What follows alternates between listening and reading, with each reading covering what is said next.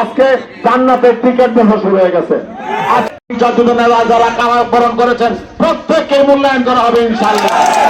আজকে আগামী দিনে এমপি নির্বাচন করবেন এলাকার উন্নয়নের জন্য, এলাকার স্কুল কলেজ মাদ্রাসা মসজিদ মন্দির আমাদের সমস্ত রাস্তাঘাটে উন্নয়ন করতে হবে। মির্জাপুর থেকে ব্রিজ লাগবে না, মির্জাপুর থেকে ব্রিজ লাগবে। এই ব্রিজের জন্য আমি কাজ করব। এই রাস্তাঘাট শিক্ষাক্ষেত্র আমাদের যুবকদের চাকরির জন্য ব্যবস্থা করব। এই মা বোনদের অধিকারের জন্য আমরা কাজ করব। আমরা এই মাদক মুক্ত সন্ত্রাস এবং চাঁদাবাজ মুক্ত কটিয়াদি পাখন্ডে করবো ইনশাল্লাহ। আগামী দিনে এই পাখন্দিয়া কটিয়াদি হবে বাংলাদেশের মডেল ইনশাল্লাহ আমরা তৈরি করব।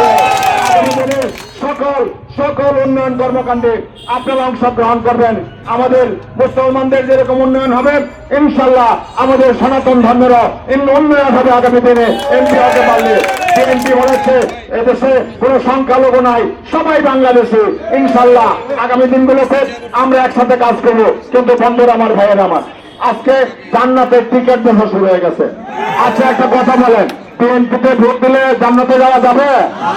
আলেম সাহেব জিজ্ঞাসা করবেন, অন্য কোন মার্কার মধ্যে ভোট দিলে জান্নাতে যাওয়া যাবে?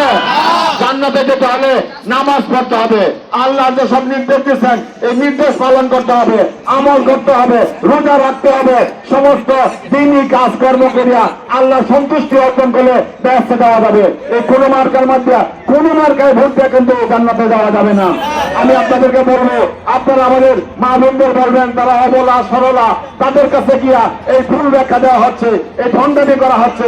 সুতরাং আমরা প্রত্যেকে কাজ করবো না, প্রত্যেকে ঘরে ঘরে যাইতে হবে।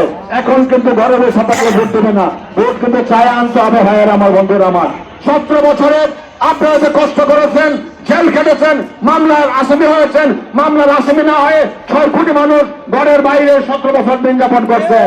আপনাদের সন্তানরা লেখাপড়া করে চাকরি পায় নাই, আপনাদের ব্যবসা বাণিজ্য ধ্বংস হয়েছে, আপনাদের বিভিন্ন ভাবে অপদস্থ হয়েছেন, নির্যাতিত হয়েছেন। এই অবস্থা থেকে এদেশে ভোটে এবং ভাতের উপর প্রতিষ্ঠা করতে হলে আগামী ফেব্রুয়ারি মাসের যে নির্বাচন হওয়ার কথা, এই নির্বাচনে আমরা ঐক্যবদ্ধভাবে তাদের সুযোগ ভোট দেবো ইনশাআল্লাহ। সবাইকে